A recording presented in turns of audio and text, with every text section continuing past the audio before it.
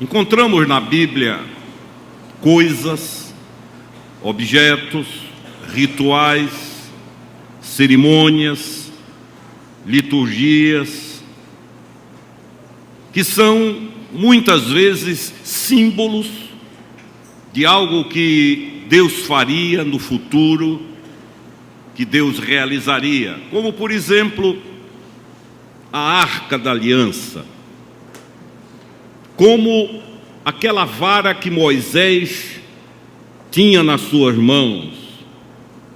A fé do Antigo Testamento, queridos, ela era carregada de símbolos eram coisas, mas havia também pessoas cuja vida era um ensinamento, era uma profecia, era um aviso, era um anúncio. Estas pessoas são chamadas de tipos. Na Bíblia, símbolos são coisas e tipos são pessoas. Por isso que afirmamos que o mais perfeito tipo de Cristo no Antigo Testamento era José, porque você compara a vida de José com a vida do Senhor, você vê semelhanças extraordinárias, a começar da túnica, que era especial, depois o fato de ter sido traído e vendido pelos próprios irmãos. Além disso, a realidade de que José tornou-se bênção para o povo egípcio pela rejeição da família, como Jesus tornou-se para os gentios em razão da rejeição de Israel. José foi vendido por 20 moedas de prata, o Senhor Jesus por 30, e assim vai. São as semelhanças que fazem dele um tipo do Senhor Jesus. A Bíblia está cheia de tipos que nos ensinam. Caim e Abel, os dois primeiros, um que fala do esforço da religião para agradar a Deus com sua própria forma de ser, com aquilo que é produto do seu próprio esforço, e o outro que fala do que seria o evangelho das boas novas, quando um animal inocente paga pelo pecado de alguém e não pelo que ele cometeu, porque jamais cometeu algum pecado. É assim também com Esaú e Jacó, que são tipos de vida que nós podemos escolher para caminhar em uma delas. Um desajustado e arrependido que luta com Deus até mudar, e o outro que simplesmente barganha, negocia a bênção a que tinha direito, cedeu aquela proposta a qual Jesus resistiria milênios depois: tudo isso te darei se prostrado me adorares. Mas além deles, nós encontramos várias outras pessoas, como Raquel e Lia. Já preguei sobre elas aqui. Raquel, a beleza, a performance, a aparência; Lia, a realidade, o frutificar, o ser fértil diante de Deus. E nós iríamos citando assim vários personagens do Antigo Testamento cuja vida ou cujas vidas foram tipos, anunciaram Jesus ou um estilo de caminhada nosso na vida cristã. Hoje nós estamos diante de Davi e Saul, os dois primeiros reis de Israel. E a pergunta que se faz é a seguinte: quem sou eu, Davi ou Saul? Vamos ver mais ou menos o que a Bíblia diz sobre os dois. A Bíblia diz que Saul era uma escolha humana pela aparência, pela beleza. Assim como Raquel, diz a Bíblia, era linda de porte e de semblante, a Bíblia afirma que não havia em toda a nação de Israel um homem tão bonito como Saul. Diz a Bíblia literalmente aí no capítulo 9, que dos ombros para cima ele destacava-se entre toda a nação. Quando o povo se reunia aos milhares, o destaque observado, visto, que chamava a atenção, era Saul. Saul foi posto no trono porque depois de um período de magistratura dos juízes de Israel, homens escolhidos por Deus e mulheres também escolhidas por Deus, o povo observou as nações ao redor e teve vontade de ser igual. O povo disse: todas as nações têm um rei, por que nós não temos? E Deus então permite, eles escolhem pelo critério da aparência, da beleza, da coreografia, do conjunto de exterioridades que chamava a atenção, e Saul então é posto no trono. Davi, por sua vez, como foi lido há pouco, ele era um jovem, tinha boa aparência, porque a boa aparência não significa a anulação de uma firmeza de personalidade. Diz o texto que foi lido que ele era de boa aparência, ele era um dos homens da casa. Havia outros irmãos como Eliabe, como Samar.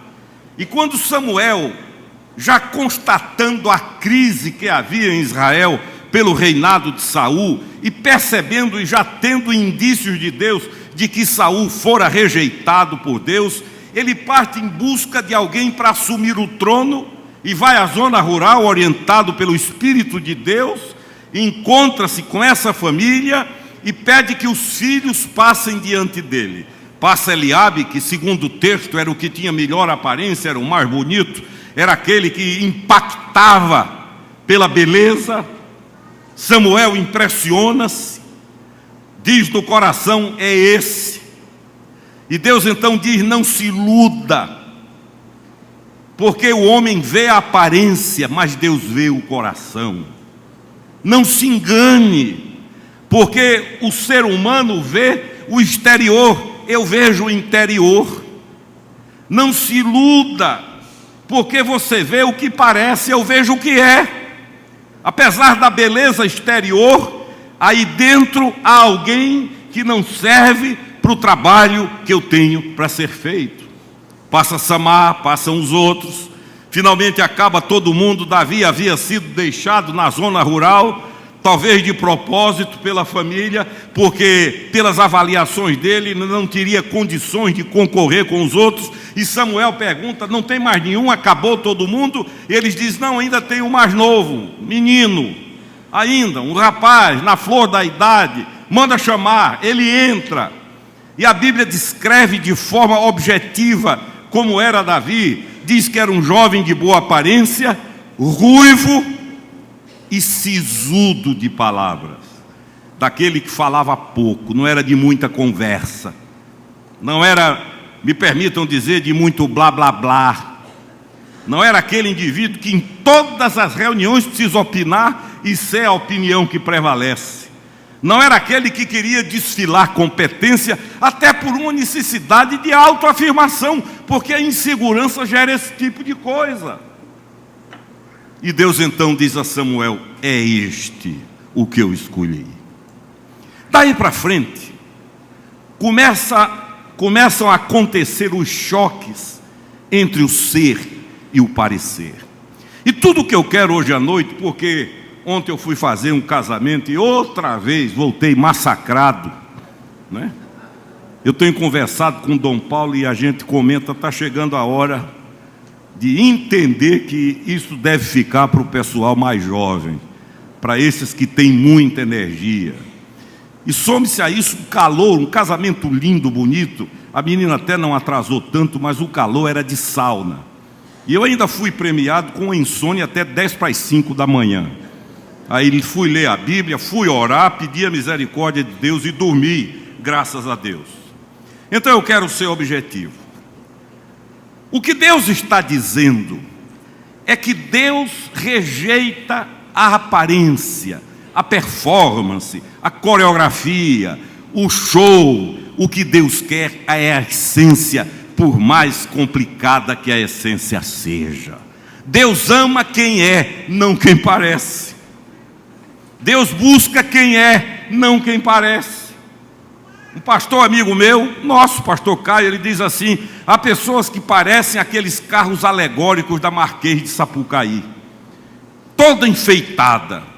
Se um dia você tem a oportunidade de descobrir a essência, de descobrir quem é aquela pessoa, você vai ficar chocado, porque ela está com a crosta, com a casca, com uma fantasia, com uma coreografia, e vive daquilo e acaba até ela mesma crendo naquilo que ela parece que é, mas não é. Se não, observe, não consta na Bíblia que Saul tenha cometido os erros que Davi cometeu. Isso não é apologia ao erro. É por isso que Jesus de Nazaré diria depois a religiosos da sinagoga: publicanos e meretrizes, prostitutas, vão preceder vocês no reino de Deus. É por isso que Davi, quando está na caverna, fugindo do próprio Saul, amedrontado, desesperado, e alguém traz a boa notícia e diz: vem aí 400 homens para ajudá-lo. Davi diz: graças a Deus. E diz a Bíblia que quando os 400 chegam, eram 400 homens deprimidos, endividados, complicados e problemáticos. E era para Davi ter dito: quem tem ajuda assim não precisa de Saul. Quem recebe ajuda desse time não precisa de mais nada. Mas foi com aquele grupo que Deus operou proezas através de Davi. Não consta na história de Saul que ele tenha cometido os pecados que Davi cometeu. Davi foi homicida, Davi foi adúltero, Davi destruiu uma família, Davi esteve transgredindo conscientemente, Davi foi um pai horrível, Davi não tinha diálogo com os filhos. A coisa com o mais novo, com Absalão, chegou ao extremo do próprio filho derrotá-lo e demovê-lo e arrancá-lo do trono. Davi foi um transgressor que mais para o final da vida desobedece a Deus, faz um recenseamento em Israel, contrariando a palavra de Deus, e é oferecida a ele pelo profeta 3 coisas para que ele escolha uma: ou fugir, ou cair nas mãos dos inimigos, ou ser acometido por uma doença, ser perseguido durante 3 meses. E é nessa hora que ele diz: caia eu nas mãos do Deus vivo, porque Ele é rico em misericórdia. A impressão que eu tenho é que hoje, com a consciência que se tem na vida, na própria vida cristã, se uma comunidade tivesse que escolher um líder, ela jamais escolheria Davi, ela escolheria Saul, porque Saul tinha o comportamento, a casca, a performance, aquilo que a filosofia chama de behaviorismo. Saul tinha o desempenho exterior. Quem olhava para Saul dizia: uma beleza. Uma vez chegou na Paraíba um rapaz do Paraná, conversador, simpático, envolvente, carismático, fez amizade com todo mundo, tornou-se amigo de um sobrinho do então governador do estado, penetrou nas rodas, só se ouvia elogio. É uma beleza, é uma maravilha, que menino, é uma coisa extraordinária. Tempo depois ele convidou 2 jovens, um que era sobrinho do então governador e outro que era filho de uma secretária, para irem com ele ao Paraná de carro para conhecerem a cidade onde ele nasceu. E os 2 foram. E numa madrugada, quando eles estavam num trecho antes de Foz do Iguaçu, mais ou menos 1h da manhã, esse menino simulou um acidente. Eles desceram e ele atirou nos 2, um levou um tiro na nuca, morreu, e o outro fingiu-se de morto, baleado, e escapou. Iludiu todo mundo. A conversa, os gestos, o carinho, a educação, a aparência, a performance, o desempenho. Quem analisava pelo que ele parecia entrou, para depois descobrir, com dores na alma, que era um assassino frio, um psicopata, perigoso. Queridos, Deus nos chama a que nós sejamos o que somos, porque Ele nos ama como nós somos. Jesus não morreu pelo que eu pareço, morreu pelo que eu sou, para que morrendo pelo que eu sou, um dia eu seja como Ele é. Amém? É isso que nos ensina a palavra de Deus. Então, qual a primeira diferença entre os dois? A primeira diferença foi na escolha. Um foi escolhido por Deus e o outro não. Há muita coisa na nossa vida que não dá certo porque Deus não está no vértice das escolhas. Nós temos mania de escolher e depois dizer: Senhor, agora abençoa. Nós dificilmente chegamos e dizemos: para onde eu vou? Para a direita ou para a esquerda? Paro ou vou em frente? Sigo ou não sigo? Moisés disse: se tu não vais comigo, daqui eu não saio. Davi em oração disse: agora eu guerreio ou não guerreio? Uso arma ou não usa? Saul tipifica aquela escolha humana, aquilo que nós fazemos pela capacidade, pela inteligência, sem que isso seja submetido à vontade de Deus, e nunca perguntamos: que queres que eu faça? Vou ou não vou? Quando Deus chama Abraão, Abraão, ele diz: eis-me aqui. Quando lá no palácio de Urias ele diz: a quem enviarei, quem há de ir por nós? Isaías diz: eis-me aqui. O que queres que eu faça? Quando Saulo cai na estrada de Damasco e tem a revelação de Deus, a primeira coisa que ele pergunta é: Senhor, e logo em seguida o que é que eu faço? Para onde eu vou? As nossas escolhas precisam ser submetidas a Deus antes que elas sejam feitas em nome do Senhor Jesus. Olha aqui o que eu vou dizer. Até trabalho feito para Deus, que não é escolha de Deus, é infrutífero. Você sabe qual a razão do ciúme de Saul por Davi? A Bíblia diz que era o seguinte: onde Davi botava a mão, as coisas aconteciam. Não havia muito ensaio, não havia muita programação, mas a graça de Deus estava sobre Davi. Onde ele botava a mão, diz a Bíblia, havia sucesso, frutificava, Deus abençoava, e as pessoas ficavam estupefatas, espantadas, dizendo: o que é que esse menino tem, que onde ele bota a mão, as coisas acontecem? A bênção de Deus estava sobre ele. Faça as suas escolhas perguntando a Deus: o que é que tu queres? As coisas mais simples. Como é que se ouve Deus? É pessoal. Isso é como linguagem de casal. Casal tem linguagem que só os dois entendem, não tem? Casal conversa sem abrir a boca. Casal conversa, quando há amor, com os olhos. Casal se comunica sem verbalizar.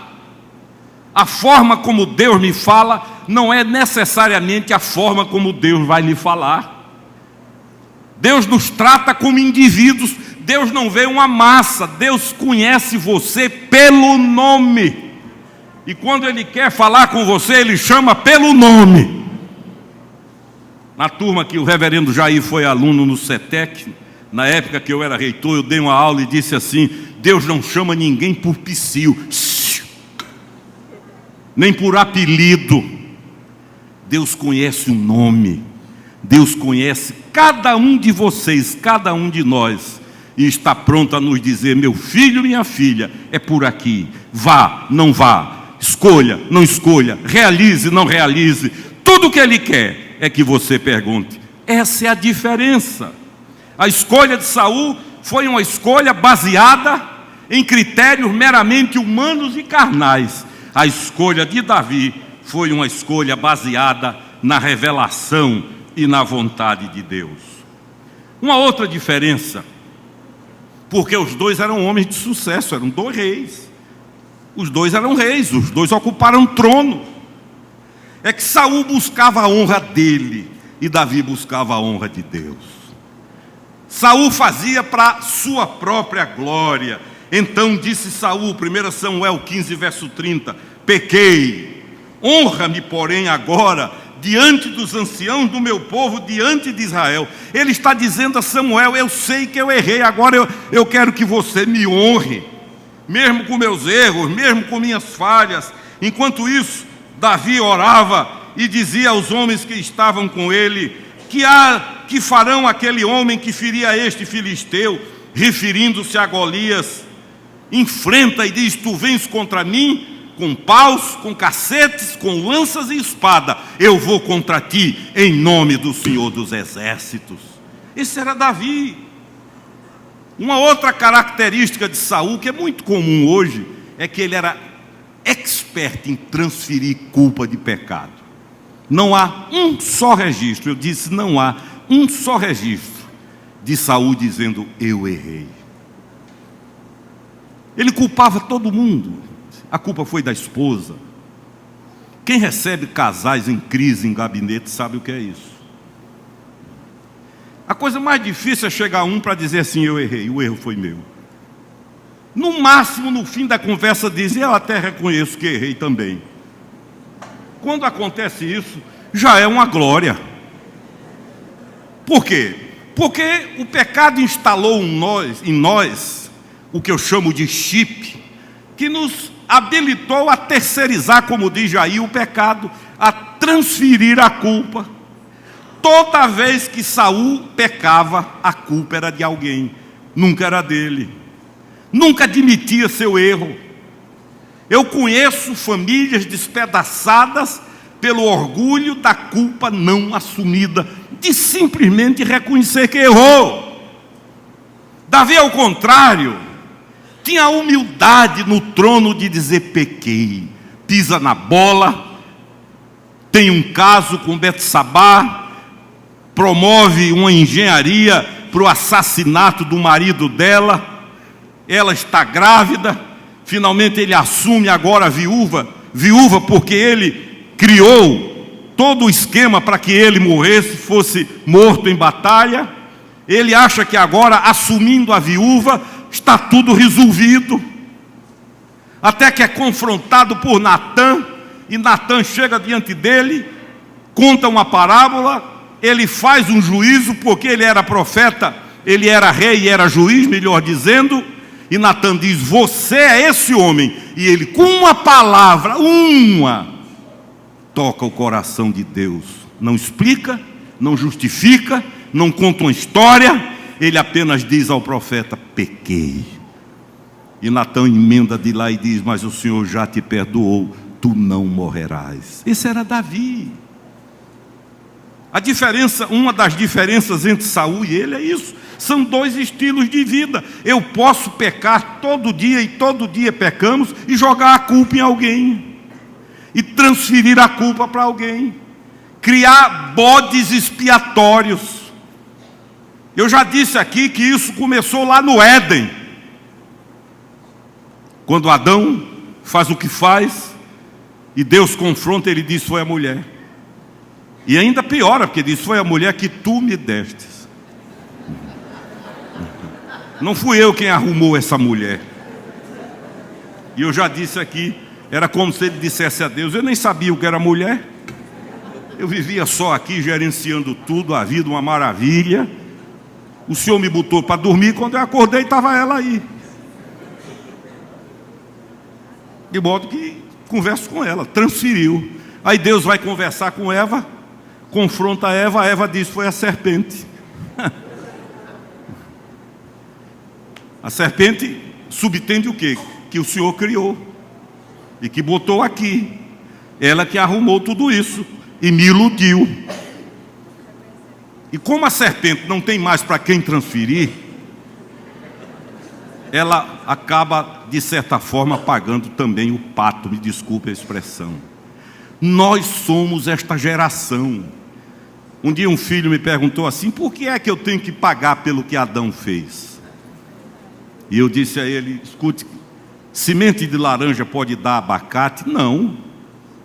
Semente de uma fruta, de mamão, pode produzir pinha? Não. Nós somos semente de Adão. Então nós somos um bando de Adõezinhos andando por aí. Nós somos a continuidade desta progressão geométrica chamada Adão. A nossa salvação, meu filho, é que veio aquele que é chamado de o último Adão e desfez na cruz o que o primeiro fez no jardim do Éden. Um desobedeceu no jardim, o outro obedeceu numa cruz. Queridos, tudo que Deus precisa ouvir, porque todos nós somos pecadores contumazes. No dia que nós nos iludirmos com relação a isso, nós vamos virar um carro, como eu disse no início, coreográfico daqueles da Marquês do Sapucaí. Vamos viver iludidos com adereço, com enfeite, com lantejola, com pingente, que são muitas vezes títulos, honrarias, opiniões alheias que nos hipervalorizam. Nós precisamos estar com a alma em striptease diante de Deus, dizendo: eu sou isso. E todas as vezes que nós transgredirmos e olharmos para a cruz do Calvário e dissermos: pequei, imediatamente a voz que se ouve é: mas tu já estás perdoado, a conta foi paga. O que Deus não quer nem admite é a terceirização do pecado. Davi disse a Natã: pequei contra o Senhor, contra ele pequei. No Salmo 51, que é um salmo lindo e penitencial, ele diz assim: contra ti pequei, contra ti somente pequei. O que aconteceu aqui no nível humano, o que aconteceu aqui nas minhas relações, a materialização da transgressão é só a materialização. Ela só aconteceu porque eu já havia pecado contra ti. Por isso Deus amava Davi, porque Davi não arrumava explicações, ele reconhecia os seus erros. Lá em Porto Alegre tem um pastor que eu amo muito, chamado Erasmo Braga, um sujeito muito inteligente, já idoso.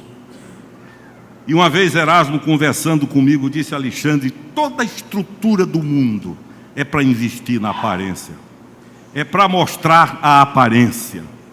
Toda a estrutura do mundo é para hipervalorizar a aparência. E cada dia que eu entro no shopping eu me impressiono e vejo a proliferação de artigos e cosméticos. Não há nada contra isso. O que eu estou dizendo é que nós somos induzidos pela mídia, pela vida, a cuidar da aparência e não da essência. Você concorda? Diga amém.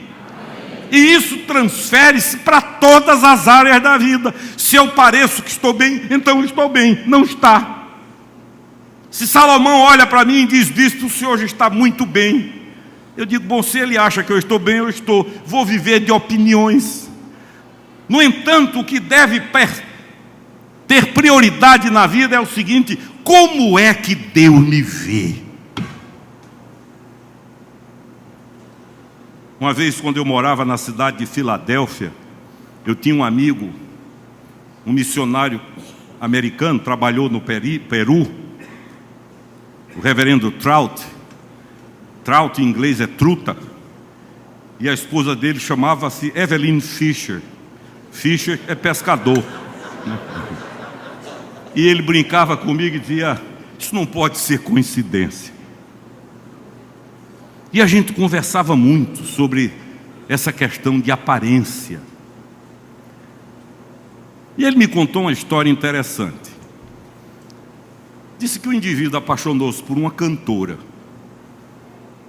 A cantora tinha uma voz linda, uma Maria Callas, uma Ella Fitzgerald, uma Billie Holiday. Diz que a moça, quando abria a boca, encantava. Aí ele apaixonou-se. Apaixonou-se de forma irremediável. E foi lá, vem cá, casou com a cantora. Era bonita, toda maquiada, produzida. Eles só se encontravam nos shows. Eles só se encontravam com ela no palco. E ele.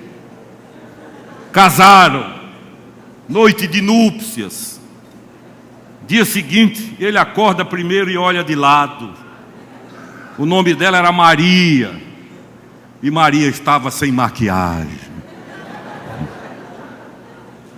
E uma lágrima desceu e ele diz: canta, Maria, canta. Canta, Maria. A beleza do Evangelho e o que mais me aquieta o coração no Evangelho é que Deus me ama com minha feiura interior. O que Deus não gosta é quando eu chego diante dele querendo explicar minhas transgressões. Mas quando eu olho para ele e digo: tu sabes que eu sou o que sou, é isso que eu sou, nada mais do que sou. Ninguém no mundo me valorizaria, só tu, porque tu me amas. Essa é a nossa escolha, como pessoas, como igreja, como comunidade. A nossa escolha é: o que queremos ser? Saul ou Davi? Raquel ou Lia? Esaú ou Jacó? Caim ou Abel? E por aí vai.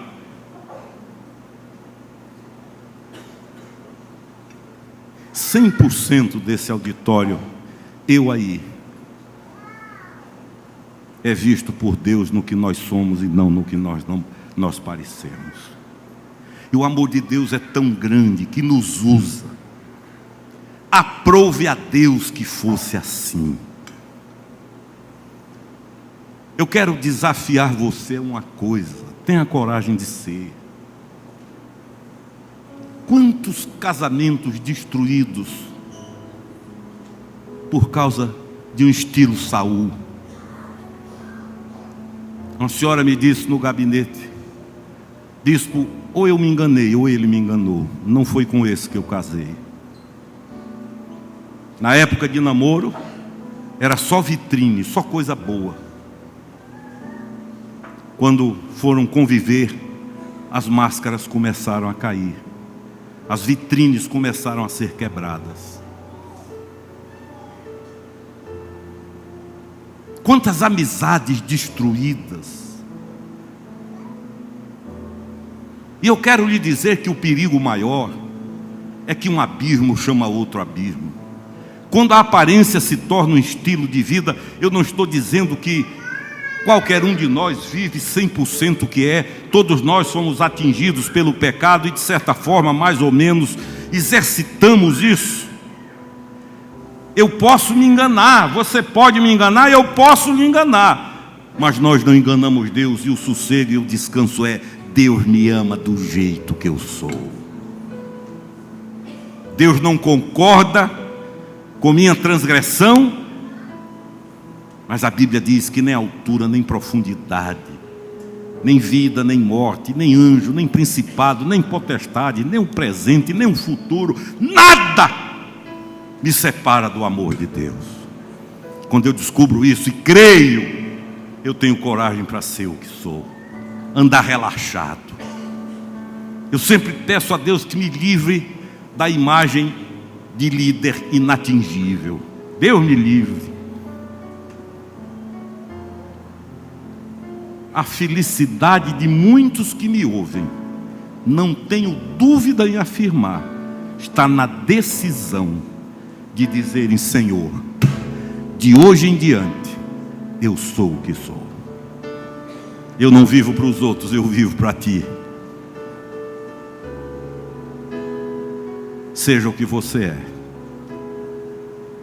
porque Deus ama você do jeitinho que você é. E você sendo o que é, Ele vai transformar você no que Ele quer que você seja. Um dia você vai olhar e vai dizer: como é que foi possível? A coisa é tão patológica que até nos relacionamentos mais chegados vive-se o exercício da coreografia e do verniz. O reverendo Técio pregou domingo passado: que darei ao Senhor Filho meu, dá-me o teu coração. Isso é, seja o que você é, que eu vou fazer de você o que eu quero que você seja, em nome de Jesus. Que assim seja na minha vida, a começar da minha vida, na sua vida, na vida da minha família, na vida da nossa família, para que na hora que nós levantarmos as mãos em louvor, Deus possa olhar e dizer: aquele é o que é, eu amo, eu a amo, porque ali não há jogo de aparência. Que o Senhor nos abençoe, para a glória do seu nome, amém.